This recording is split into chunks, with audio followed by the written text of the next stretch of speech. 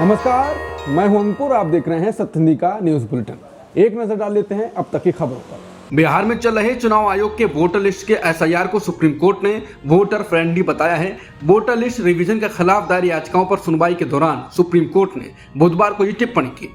Court ने कहा कि पहले हुए संक्षिप्त पुनरीक्षण में 7 दस्तावेज मान्य थे। अगर अभी के विशेष गहन पुनरीक्षण यानी एसआईआर में 11 दस्तावेजों का विकल्प वोटर्स को दिया गया है, इससे लगता है ये वोटर्स के हित में है। याचिकाकर्ताओं ने एसआईआर में चुनाव आयोग द्वारा आधार कार्ड को स्वीकार नहीं करने पर सवाल उठाए। इस पर टिप्पणी करते हुए जस्टिस सूर्यकांत और जस्टिस जॉय माल्या बख्शी की बेंच ने कहा कि ऐसा दिखता है कि आयोग ने आधार के अलावा भी बड़ी संख्या में दस्तावेज का विकल्प दिया है जो समावेशी है। अब मामले की सुनवाई कल होगी। बेंच ने कहा वो कल आधे घंटे तक याचिकाकर्ताओं की सुनवाई करेगी। इसके बाद चुनाव आयोग जवाब देगा।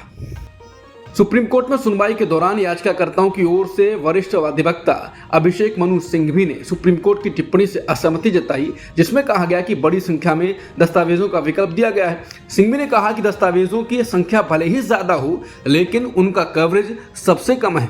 उन्होंने पासपोर्ट का उदाहरण देते हुए कहा कि बिहार में केवल 1 से 2% लोगों के पास ही ये दस्तावेज है। राज्य में स्थायी निवासी प्रमाण पत्र देने का कोई प्रावधान नहीं है। इस पर बेंच ने कहा कि राज्य में 36 लाख लोगों के पास पासपोर्ट है, तो इसका कवरेज ठीक है। जस्टिस बागची ने कहा कि अधिकतम कवरेज सुनिश्चित करने के लिए विभिन्न सरकारी विभागों से फीडबैक लेने के बाद आमतौर पर दस्तावेजों की सूची तैयार की जाती है। वकील अभिषेक मनु सिंघवी ने कहा कि ये चुनाव से महीनों पहले क्यों, बाद में करवाइए, पूरा साल लग जाएगा। चुनाव आयोग 11 दस्तावेजों का हवाला देकर प्रभावित करने की कोशिश कर रहा है।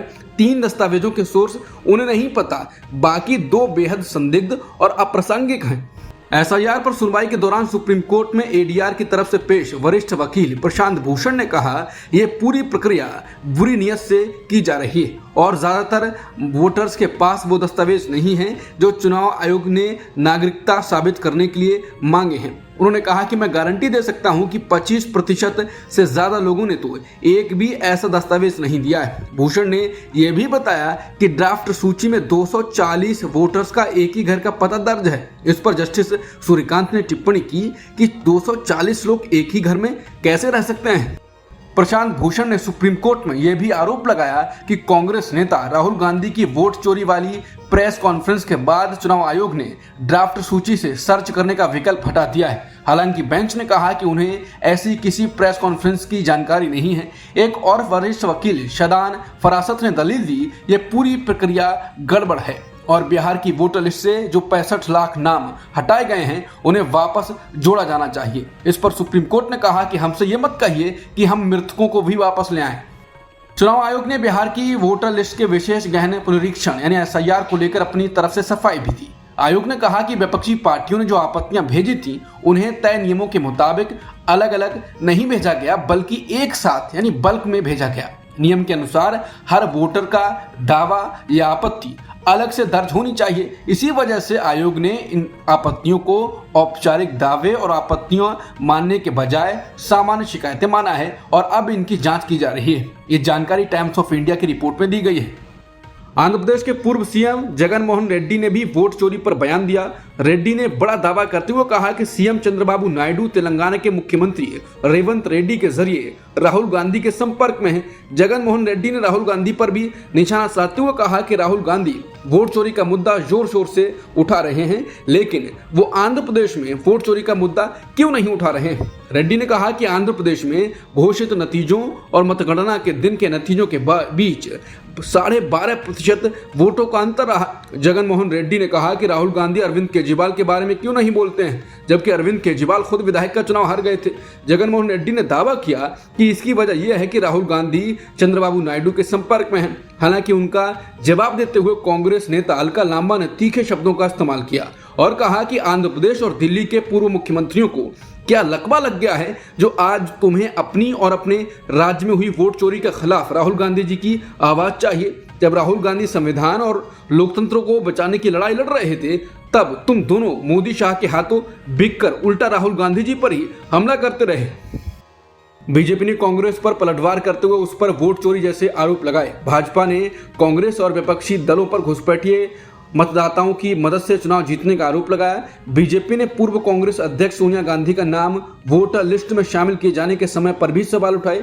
भाजपा नेता अनुराग ठाकुर ने बुधवार को प्रेस कॉन्फ्रेंस में कहा कि कांग्रेस और अन्य विपक्षी दलों ने घुसपैठिए वोटरों के सहारे सीटें जीते हैं। भाजपा आईटी सेल प्रमुख अमित मालवीय ने कहा कि सोनिया गांधी का भारत की वोटर लिस्ट से जुड़ाव चुनावी कानून के स्पष्ट उल्लंघनों से भरा हुआ है। शायद यही वजह है कि राहुल गांधी अपात्र और अवैध वोटर्स को वैध ठहराने में इतने इच्छुक हैं और एसआईआर प्रक्रिया के खिलाफ खड़े हैं। उन्होंने दावा किया कि सोनिया गांधी का नाम 1980 में मतदाता सूची में जोड़ा गया, जबकि वो 1983 में भारतीय नागरिक बनी है और तब तक उनके पास इतालवी नागरिकता थी।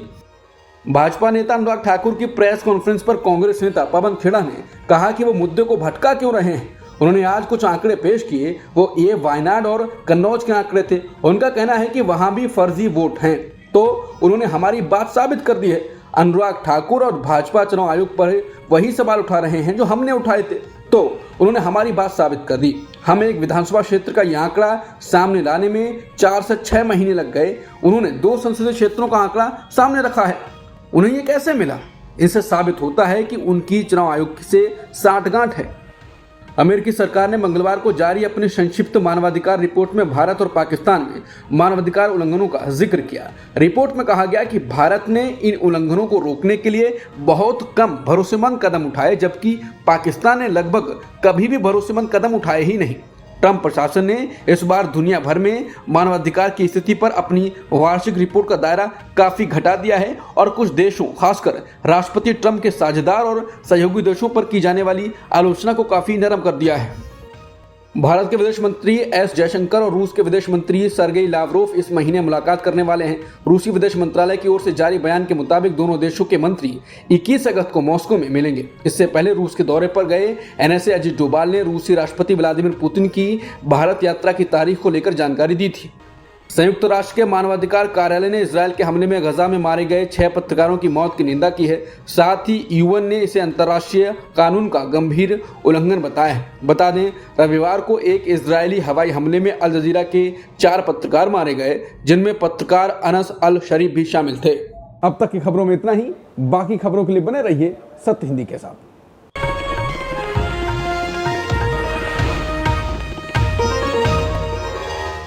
Copyright disclaimer under Section 107 of the Copyright Act 1976. Allowance is made for fair use for purposes such as criticism, comment, news reporting, scholarship, and research. Fair use is a use permitted by copyright statute that might otherwise be infringing.